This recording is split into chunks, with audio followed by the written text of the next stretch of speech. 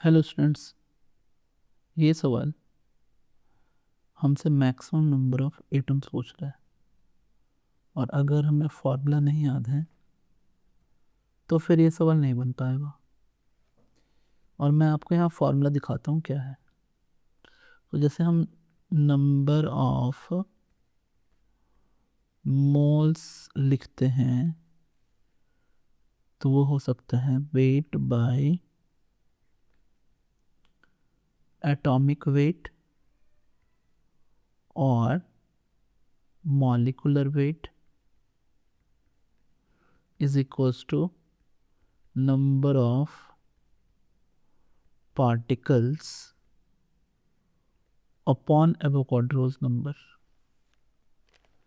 अब इस बात को समझिए कि ये अगर इक्वेशन 1 है, ये अगर इक्वेशन 2 है, ये अगर इक्वेशन 3 है, तो अलोन अगर 2 और 3 को अगर हम इक्वल करते हैं तो हमें क्या मिलेगा वो देखिए। So number of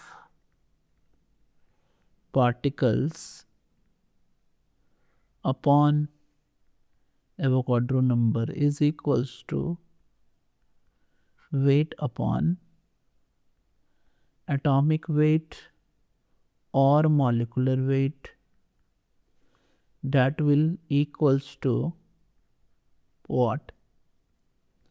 Number of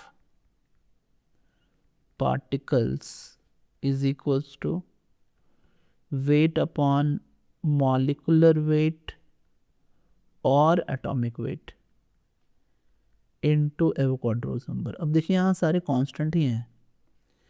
ये नंबर ऑफ पार्टिकल्स रेफर करता है किसको? मॉलिक्यूल्स को। अगर मॉलिक्यूल्स निकालने हैं तो या रेफर कर सकता है एटम्स को। हमसे यहाँ एटम्स ही पूछा जा रहा है, नंबर ऑफ एटम्स क्या हैं।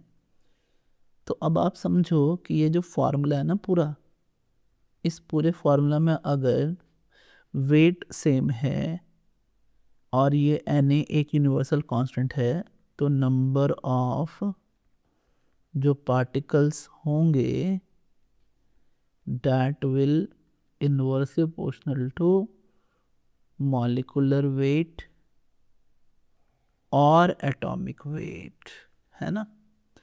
सो मॉलिक्यूलर वेट और एटॉमिक वेट पर डिपेंड करेगा, यानी नंबर ऑफ जो पार्टिकल है वो इंक्रीज करेगा अगर मॉलिक्यूलर वेट या किसी एलिमेंट के लिए एटॉमिक वेट क्या हो, डिक्रीज करे।